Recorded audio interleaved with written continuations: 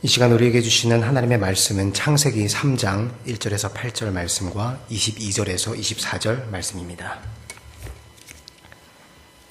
창세기 3장 1절에서 8절 말씀과 22절에서 24절 말씀입니다.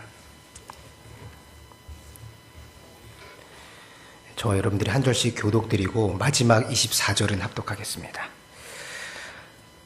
그런데 뱀은 여호와 하나님이 지으신 들짐승 중에 가장 간교하니라. 뱀이 여자에게 물어 이르되 하나님이 참으로 너희에게 동산 모든 나무의 열매를 먹지 말라 하시더냐.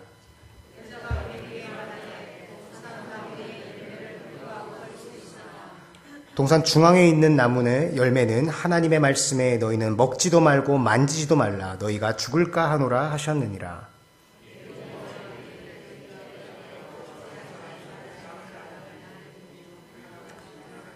너희가 그것을 먹는 날에는 너희 눈이 밝아져 하나님과 같이 되어 선악을 알 줄 하나님이 아심이니라.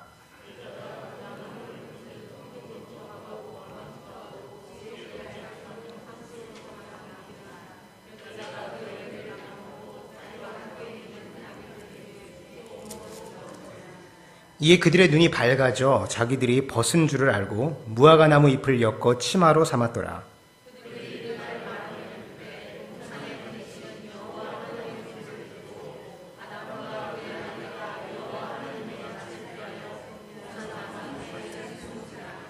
(22절부터) (24절입니다) 여호와 하나님이 이르시되 보라 이 사람이 선악을 아는 일을 우리 중 하나같이 되었으니 그가 그의 손을 들어 생명나무 열매도 따먹고 영생할까 하노라 하시고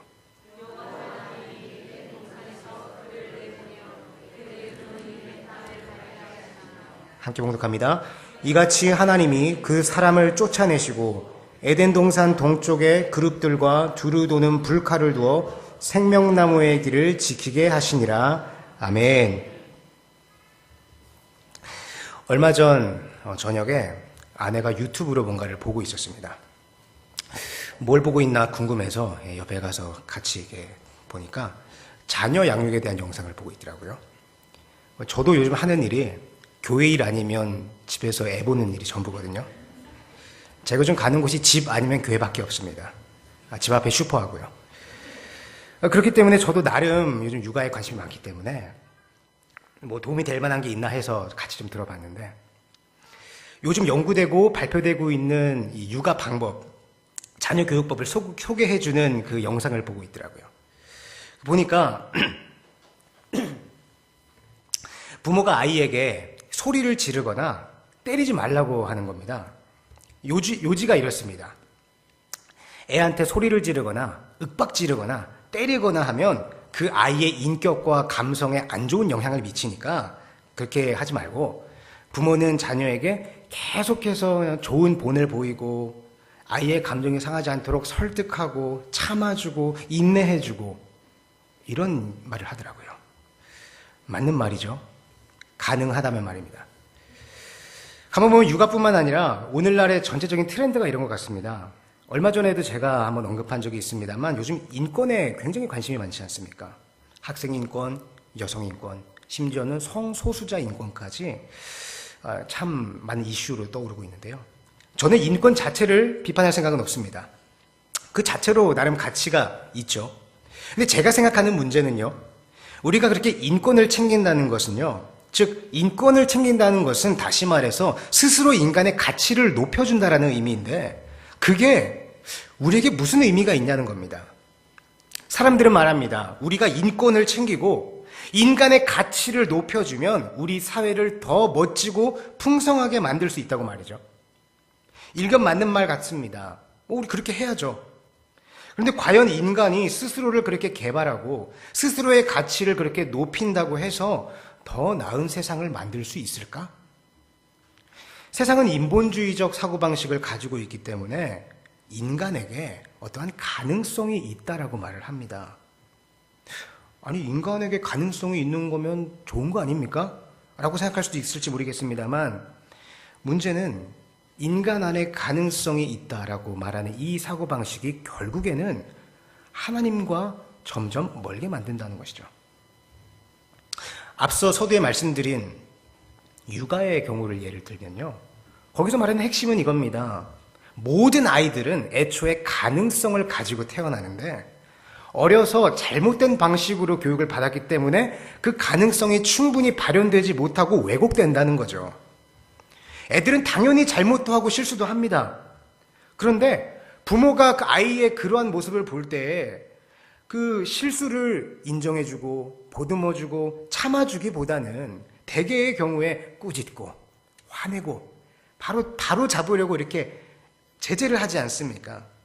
그러니까 그런 방법들이 아이의 입장에서는 스트레스와 억압으로 다가오기 때문에 그 아이의 감성과 정서에 안 좋다는 겁니다. 그러니까 어떠한 경우에서도 꾸짖거나 때리지 말고 소리치지 말고 참아주고 설득하고 인내해주고 기다려주라는 겁니다. 아내와 저는 이 영상을 보면서 일견 맞는 말이라고 생각하며 고개를 끄덕였지만 참 쉽지 않다라는 생각을 했습니다. 그리고 한편으로는요, 의아한 마음도 들더라고요. 물론 그렇게 애를 키우면요, 여기서 그분이 말하는 것처럼 그 아이의 자존감이나 정서에는 조금 도움이 될 수 있을지 몰라도 과연 그렇게 성장한 아이가 공동체 생활을 잘할 수 있을까? 라는 생각이 들었습니다. 저희 애도 이제 곧 있으면 유치원에 들어가고 또 좀 있으면 학교도 들어가고 하겠죠.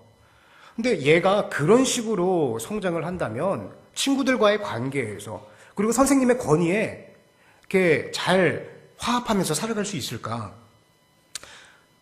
제 생각입니다만 우리가 공동체를 이루어서 다른 사람과 조화를 이루고 화합하면서 살아간다는 것은 어느 정도 나의 것을 양보하고 어느 정도 나의 것을 포기하고 남을 배려하는 모습이 있어야 가능한 것 아니겠습니까? 그런 거 없이 모두가 내 감정, 내 정서, 내 생각대로만 움직인다면 아마도 그 공동체는 오래가지 못할 겁니다. 제가 적어도 두 아이를 실시간으로 키우고 있는 입장에서는 발견한 것은 부모가 어떤 외적인 강압적인 제재를 가하지 않으면 이 아이들은 결코 스스로 선한 길을 가지 않는다는 겁니다. 혹시 그렇지 않은 애가 있다면 소개시켜 주시기 바랍니다. 제가 도시락 싸들고 가서 배워야 될 것 같아요. 제가 요즘 그런 것들을 많이 절실하게 느끼는 것이요. 저는 아이에게 싸우는 모습을 보여주거나 거짓말하는 모습을 보여주거나 이런 적이 없는데 얘네는 둘이서 맨날 싸우고 때리고 뻔히 했으면서 안 했다고 거짓말하고 핑계대고 그런 모습 보면서 아니 나는 저런 모습을 보여준 적이 없는데 도대체 저걸 어디 가서 배워왔을까? 애들은 어린이집도 안 다닙니다. 저희들은. 그래서 어디 가서 배울 것도 없는데 와 어떻게 저런 행동을 할까라는 생각을 늘상 합니다. 그러면서 저는 성선설은 말도 안 된다는 것을 다시 한번 깨닫게 되었죠. 맹자가 성선설을 주장했죠. 제 생각에 아마도 맹자는 애를 안 키워본 게 분명합니다. 이렇게 애들은요, 스스로 어떤 외부적인 제재나 어떠한 교육이 어떤 강압적으로 조금 제재가 주어지지 않으면 결코 스스로를 비워내고 스스로를 양보하고 그런 모습이 나오기 힘들다는 것을 발견하게 됩니다. 사실 이런 부분은요, 굳이 어린아이를 키워보지 않아도 나를 돌아보면 나타나지 않습니까? 우리도 사회나 공동체에서 나에게 요구하고 있는 어떤 법, 질서, 양심 이런 것들이 없이 그저 내 생각대로 내 본성대로만 살아간다면 그냥 5살짜리 아이와 다를 것 없는 모습 아닙니까? 우리가 왜 양보를 하고 우리가 왜 배려를 하고 우리가 왜 희생을 합니까? 공동체에서 화합을 위하여 그것을 우리에게 요구하고 있기 때문이 아니겠습니까? 이건 우리가 특별히 나빠서가 아닙니다. 인간의 본성이 그렇습니다. 왜 인간 본성은 그럴까요? 왜 우리 인간은 그냥 본성대로 놔두면 선하고 아름다운 방향으로 가지 않고 이기적이고 욕심을 부리는 안 좋은 모습이 드러나게 될까요? 그 답이 오늘 본문에 그대로 명확하게 드러나 있습니다.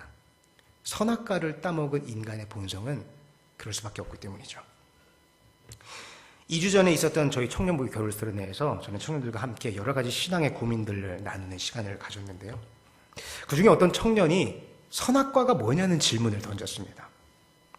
사실 그냥 생각해 보면은 얼핏 보면 선악과의 이야기는 우리가 너무나 익숙한 이야기이기 때문에 그냥 별다른 깊은 생각 없이 쉽게 넘어가기 쉽습니다만, 저는 이 질문이야말로 우리 기독교에서 말하는 인간 존재에 대한 가장 핵심을 담고 있다고 생각합니다. 선악과, 선악을 알게 하는 나무의 열매, 이것이 무슨 의미일까요?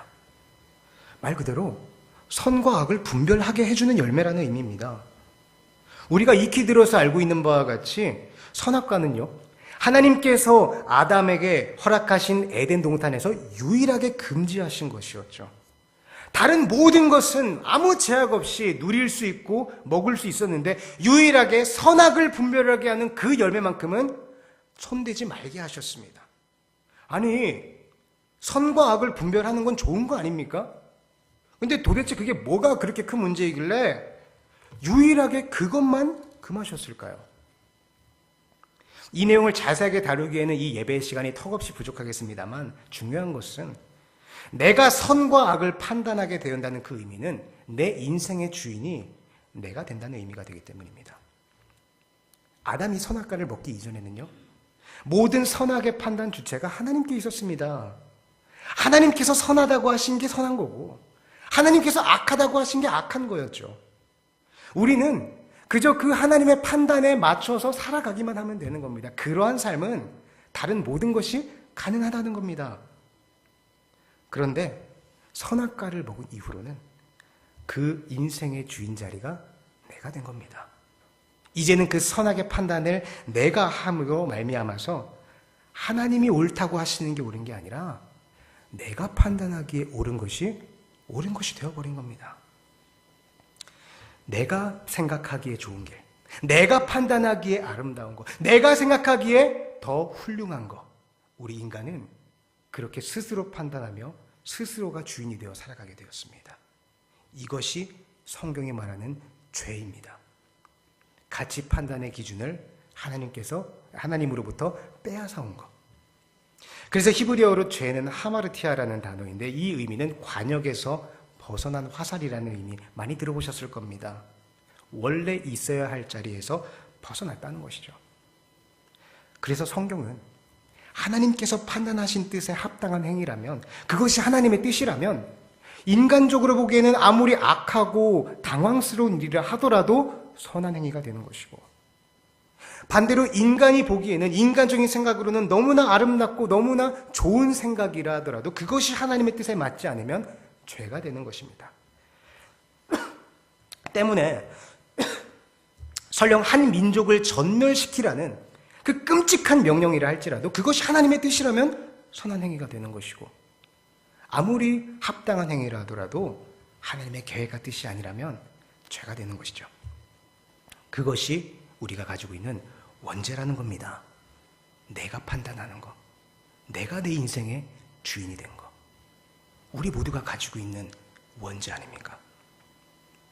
그런데 우리가 이렇게 원죄가 있다라고 말을 하면 많은 사람들이 인정하지 않습니다. 무슨 소리입니까?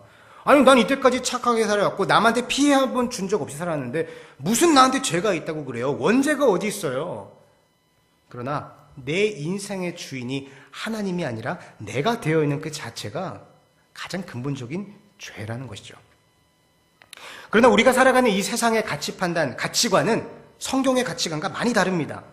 성경은요, 성경의 모든 것의 중심에는 하나님이 있다라고 말하는 신본주의적 가치관을 가지고 있는데, 이 세상은 하나님이 아니라 인간이 중심이 있다는 인본주의적 사고방식을 가지고 있습니다. 당연하죠. 선악과를 따먹었으니까요. 내가 판단하니까요. 그리고 그 인본주의적 학문의 가장 대표적인 것으로 심리학이 있습니다. 오해하지 않기를 바랍니다. 저 심리학을 비난하려는 게 아니고요. 저도 심리학을 참 좋아하고, 우리 황 목사님도 상담 심리학을 전공하셨죠. 뭐 싸우자는 게 아니고요. 저도 심리학은 참 소중하고 아주 중요한 학문이라고 인정합니다. 그런데 성경은 우리 인간에게는 원죄가 있고, 그렇기 때문에 인간 스스로에게는 가능성이 없다라고 말을 하는데, 심리학에서는 인간에게는 스스로 변할 수 있는 가능성이 있다라고 말을 한다는 겁니다. 그래서 인간에게 좋은 교육을 제공하고 좋은 상황을 제공하고 좋은 조건으로 변화시켜주면은 얼마든지 스스로 선한 방향으로 가꾸어 나갈 수 있다라고 말을 한다는 것이죠. 그래서 나타나는 대표적인 결과가 서두에 말씀드린 것처럼 애들이 잘못하면 훈계하거나 때리거나 야단치는 게 아니라 왜 그 아이가 그런 행동을 했는지 분석해보자는 겁니다. 그렇게 해서 교육과 복지와 더 나은 상황과 더 나은 조건을 제공해주면은 그 아이도 잘 적응하고 선하게 바뀔 수 있다라고 말하는 것이죠. 맞는 말입니다. 좋은 말입니다.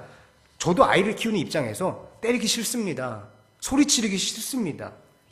요즘 첫째 애가 워낙 말 안 들어서 저도 너무 심할 때는 이렇게 좀 엉덩이 이렇게 좀 때리거나 벌을 세우거나 하는데 마음이 아픕니다. 저도 육아 전문가가 아니기 때문에 이거 어떻게 해야 되나, 이걸 때리는 게 맞는 건지 그냥 참아주는 게 맞는 건지 날마다 고민을 합니다. 물론 제가 이 아이의 주인은 아니지만 적어도 이 아이는 자신의 감정과 뜻에 앞서는 내가 나의 것을 포기하더라도 맞춰야 하는 위의 것이 있다는 것을 인정해야 되지 않겠습니까? 그런데 세상은 나보다 앞서는 위의 것을 바라보는 것이 아니라 자기 자신이 인생의 주인이 되려고 계속해서 끊임없이 말을 하고 있더라는 겁니다. 어쨌든요, 저는 그렇게 인간의 가능성을 연구하는 심리학적 연구는 참 귀하다고 생각합니다. 인간의 사고방식, 경향성, 행동 양식 공부해야죠. 그걸 알아야 객관적으로 나를 알아볼 수 있지 않겠습니까? 그러나 문제는 그렇게 나라는 존재가 연약하고 악해서 개선이 필요한 존재라는 것을 발견하고 하나님 쪽으로 가는 기독교 심리학은 좋은데, 문제는 세상에서는 이것을 인간 스스로 바꿀 수 있다라고 말을 한다는 겁니다. 그것이 성경과 다른 것이죠. 그러나 성경은 결코 그렇게 말하지 않습니다. 인간 스스로에게는 결코 가능성이 없고 온전히 예수 그리스도의 십자가의 은혜만이 우리를 변화시킬 수 있다고 말을 합니다. 제가 분명하게 발견한 것은 우리 인간은 스스로 내버려두면 절대로 선한 방향보다는 악한 방향으로 기울 수밖에 없는 본성을 가지고 있다는 것이죠. 선악과를 따먹었으니까요. 그러다 보니까 오늘날 우리 믿는 자들의 신앙이 어떠합니까? 철저하게 하나님을 나의 주인으로 모시고 위의 것을 바라보며 말씀에 순종하며 살아가는 것이 아니라 내 삶의 주인이 여전히 내가 되어 있는 겁니다. 그러니까 하나님이라는 존재는 내가 나의 것을 비워서 맞춰야 되는 분이 아니라 오히려 하나님이 나를 맞춰줘야 하는 존재가 되어버리지 않았습니까? 그런데 그렇게 내가 원하는 대로 하나님이 나에게 맞춰주지 않으니까 하나님을 원망하고 하나님이 실망스럽고 도대체 하나님은 지금 뭐 하고 있는 건지 의심스럽지 않습니까? 아닙니다. 하나님을 믿는다는 것은 내가 하나님 믿어줄 테니까 알아서 내가 원하는 거 채워주세요 라고 요구하는 것이 아니라 내가 빼앗아 온 인생의 주인 자리를 다시 하나님께 내어드리고 나를 향한 그 하나님의 뜻과 계획을 날마다 찾아 나아가는 것입니다. 왜 우리의 기도가 응답되지 않습니까? 왜 우리의 간절한 소원이 성취되지 않습니까? 내가 얼마나 많이 기도했는데, 내가 얼마나 간절히 기도했는데 왜 내 기도를, 왜 내 소원을 안 들어주실까? 이런 불만 터뜨려 본 적 없으십니까? 저는 워낙 많이 터뜨려봐서 셀 수가 없는데요. 우리는 분명히 기억해야 합니다. 하나님은요, 자신의 뜻과 계획으로 이 세상을 운영해 나가시는 분입니다. 나는 내가 열심히 기도하고 내가 간절히 기도하면 하나님은 반드시 그걸 이루어줘야 된다고 원합니다. 내가 열심히 기도하면 하나님은 당신의 계획과 뜻을 포기하고 바꾸면서까지도 내 뜻과 내 계획에 맞춰줘야 한다고 생각합니다. 아닙니다. 하나님은 인간이 조금 기도한다고, 인간이 조금 요구한다고 그때마다 자신의 계획을 바꾸시는 분이 아닙니다. 오늘은 얘가 기도 제일 많이 했으니까, 오늘은 이 사람이 제일 간절하게 기도했으니까, 오늘은 저 사람이 제일 많이 기도했으니까, 이런 식으로 하나님께서 뜻과 계획을 날마다 변경해 나가신다면 우리가 그런 하나님을 어떻게 신뢰할 수 있겠습니까? 하나님은 인간의 요구에 의하여 자신의 계획을 수정하는 분이 아닙니다. 하나님은 창세전부터 예정된 분명한 뜻과 계획을 따라 이 역사를 운행해 나가고 계시며 우리가 그 뜻에 동참하기를 오늘도 말씀하고 계십니다. 그렇기 때문에 우리가 하나님께 기도한다는 것은 내 소원을 성취하기 위해서 열심히 요구하는 것이 아니라 하나님이 나의 주인이 되시고 나를 향한 하나님의 그 뜻과 계획을 깨닫게 해달라는 부르짖음이 되어야 하는 것입니다. 그렇게 하나님의 뜻을 구하며 나아가는 가운데에 그러나 우리는 육신을 입고 살아가는 연약한 존재이기 때문에 먹을 것이 필요하고 입을 것이 필요하고 잘 곳이 필요하지 않습니까? 그러니까 구해야죠. 그러나 우리의 기도의 목적은 이 땅에서 그러한 것들을 얻어내는 것이 목적이 아니라 하나님의 뜻을 구하는 데 있다는 겁니다.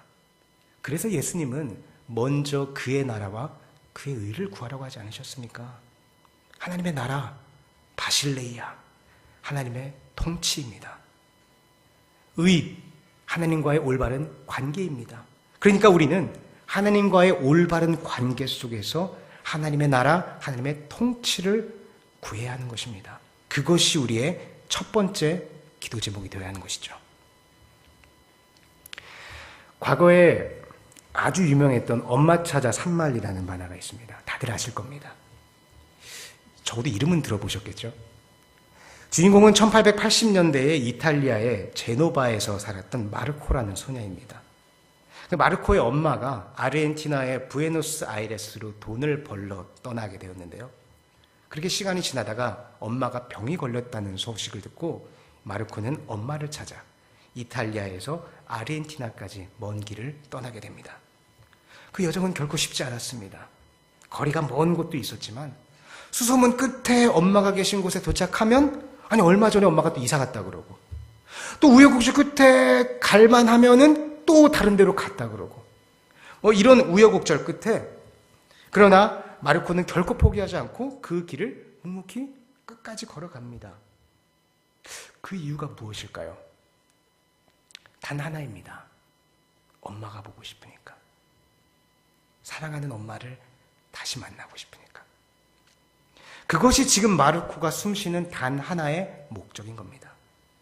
결국 마르코는 우여곡절 끝에 엄마를 만나게 되었고요. 엄마는 수술을 잘하고 고향으로 돌아오게 됩니다. 그럼 해피엔딩으로 끝나죠. 저는 이 만화 세대가 아니라서 이렇게 처음부터 끝까지 다 본 건 아니지만 제가 어릴 때에 TV 재방송으로 이렇게 뜨문뜨문 봤던 기억이 있는데요. 찾아보니까 이 만화의 원작은 원래 이탈리아의 어떤 그 동화 작가의 원작이 있더라고요. 그거를 일본에서 만화로 만들어서 방영을 했더라고요. 아마도 우리에게는 그 일본 만화가 더 익숙한 것 같습니다.